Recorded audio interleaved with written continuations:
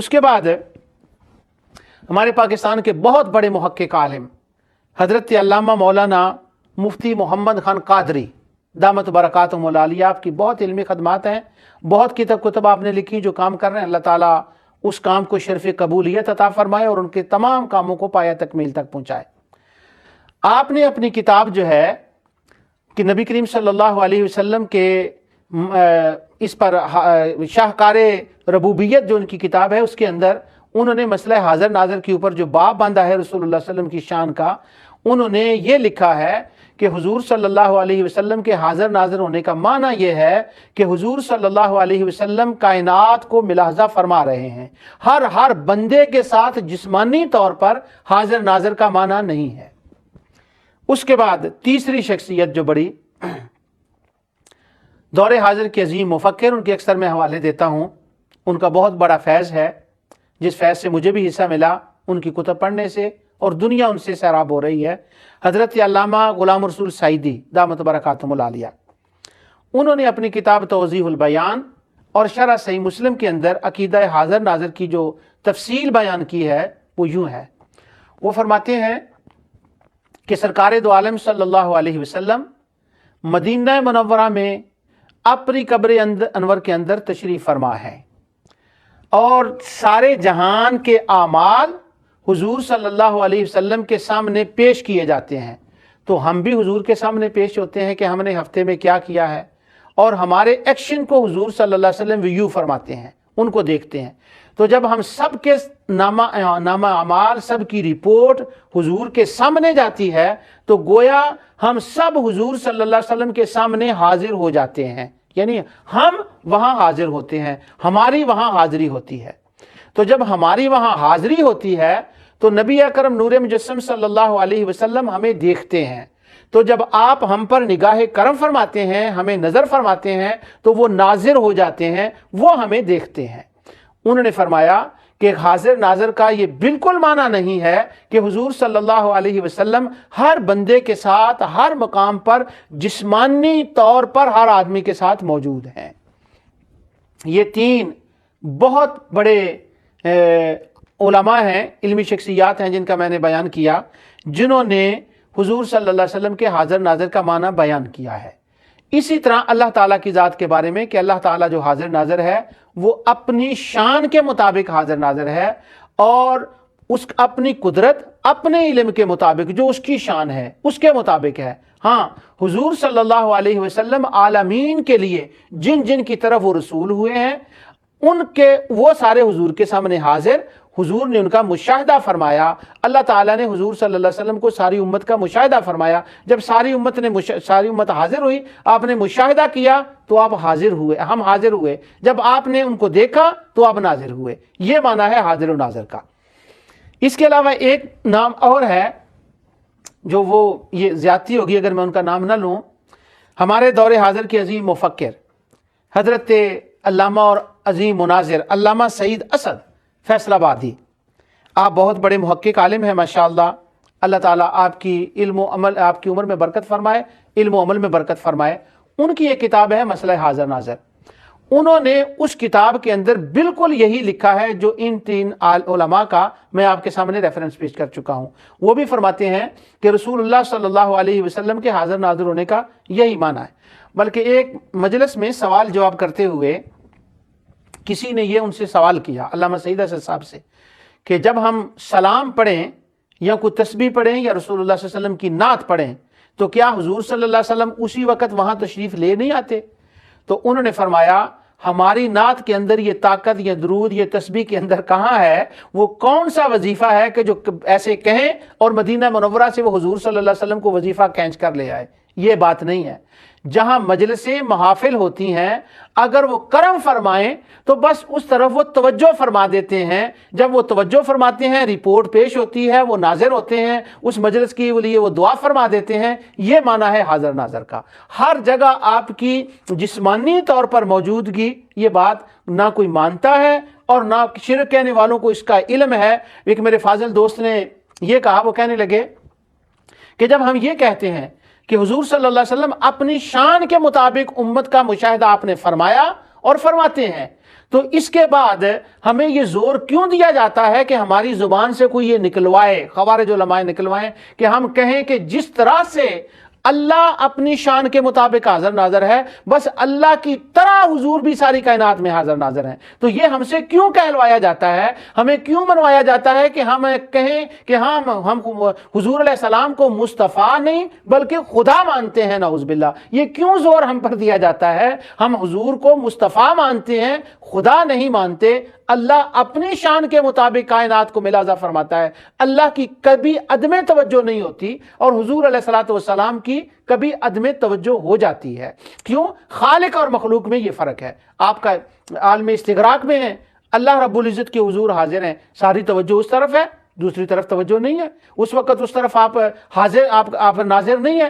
لیکن اللہ کی شان یہ ہے کہ اللہ تعالیٰ کی ذات کے اوپر کبھی ایسا ایک لمحہ نہیں آتا۔ اب حضور صلی اللہ علیہ وسلم کو جو حاضر ناظر کہا جاتا ہے کہ آپ سے کہ حاضر ناظر ہونے پر جن آیات سے استدلال کیا جاتا ہے، وہ میں آپ کے سامنے ان آیات کی تلاوت کرتا ہوں۔ سب سے پہلے سورۃ احزاب کی آیت 46، اللہ تعالیٰ فرماتا ہے، یا ایھا النبی انا ارسلناک شاہدا ومبشرا ونذیرا، اے نبی صلی اللہ علیہ وسلم، بے شک ہم نے تم کو بھیجا شاہد اور مبشر بنا کر۔ شاہد کا کیا معنی ہے کہ ہم نے تمہیں شاہد بنا کر بھیجا؟ میں ساری ڈکشنریوں کو چھوڑتے ہوئے صرف قاضی شوکانی کا ایک جملہ یہاں میں کہہ رہا ہوں، اس سے آگے میں آگے گزر جاؤں گا۔ قاضی شوکانی اس آیت کی تفسیر میں لکھتے ہیں کہ شاہد کا معنی ہے شاہد علی امتک، کہ تو اپنی امت کے اوپر گواہ ہے، اور امت کا معنی ہے قیامت تک جو امت آنے والی ہے ان کے اعمال کے اوپر تو گواہ ہے کہ وہ کیا کیا کر رہے ہیں۔ تو جب حضور صلی اللہ علیہ وسلم اعمال کو ملاحظہ فرما رہے ہیں، اعمال کو دیکھ رہے ہیں، ایمان کو دیکھ رہے ہیں، ہمارے سارے معاملات کو دیکھ رہے ہیں، آپ کے سامنے جب پیش کیے جاتے ہیں اور قیامت کے دن آپ اس کی گواہی دیں گے، تو آپ ناظر ہوئے، جب ہم ان کے سامنے گئے تو وہ حاضر ہوئے۔ تو قاضی شوکانی کہتے ہیں کہ شاہدن کا معنی ہے علی امت کا، کہ رسول اللہ صلی اللہ علیہ وسلم ساری امت کے اوپر شاہد اور گواہ ہے۔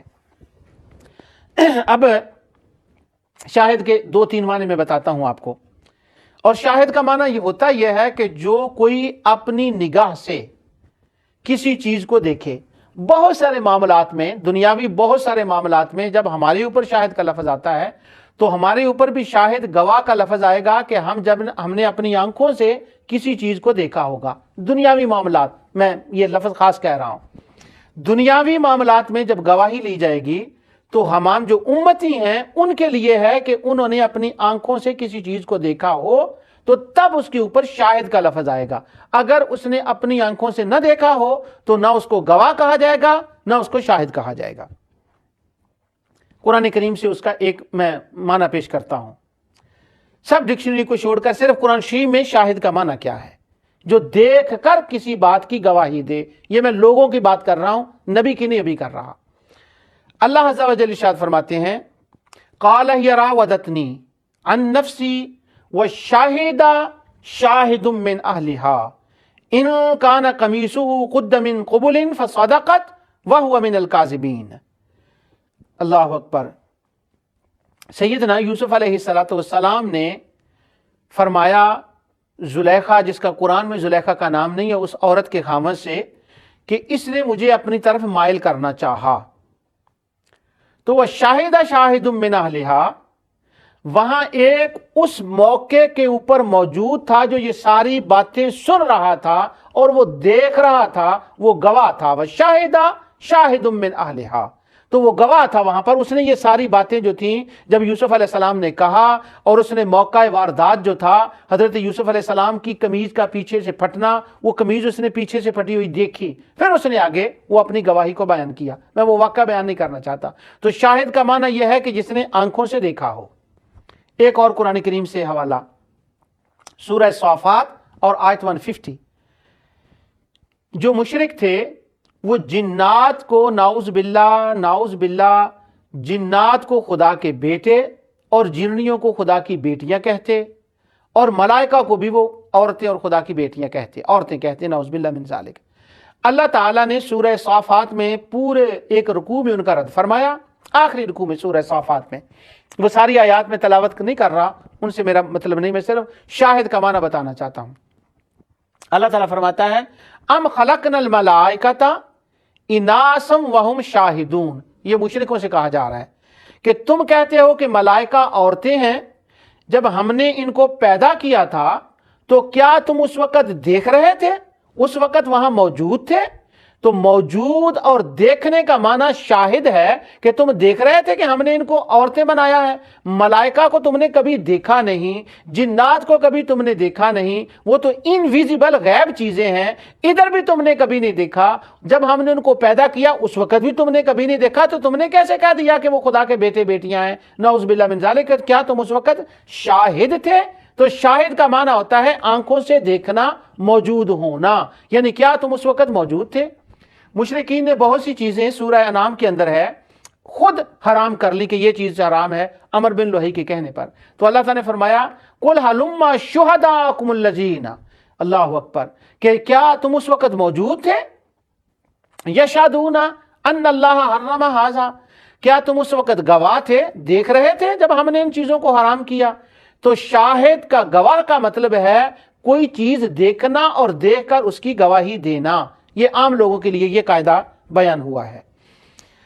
نبی اکرم نور مجسم صلی اللہ علیہ وسلم کے لیے جب یہ لفظ قرآن میں آیا ہے، اب گواہ کا، شاہد کا معنی آپ کو سمجھ میں آ گیا کہ وہ موقع پر موجود ہو اور وہ دیکھے، اس کو شاہد کہا جاتا ہے.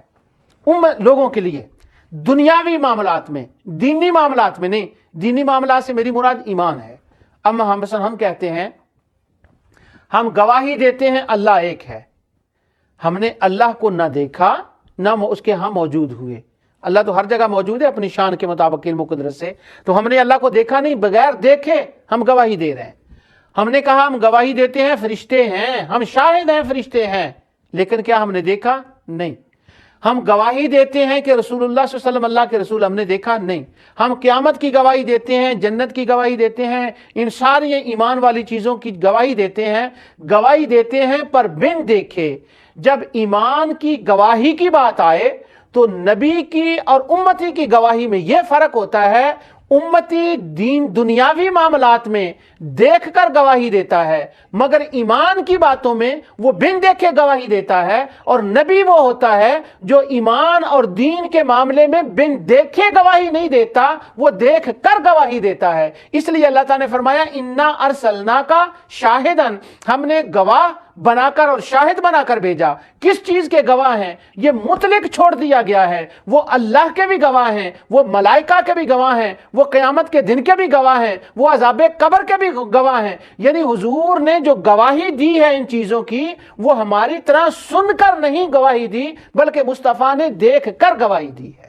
اب قیامت کے دن جب حضور علیہ الصلوۃ والسلام ہمارے ایمان کی گواہی دیں گے، پہلی امتوں کی گواہی دیں گے، تو حضور علیہ الصلوۃ والسلام بھی دیکھ کر، جان کر گواہی دیں گے، جیسے آپ نے ملائکہ کی گواہی دی ہے. آپ نے ملائکہ کا مشاہدہ کیا، ان کو دیکھا، آپ ان کے گواہ ہو گئے، ان کے لیے شاہد ہو گئے. جیسے ان کے لیے شاہد ہیں، اسی طرح مصطفیٰ امت کے لیے شاہد ہیں.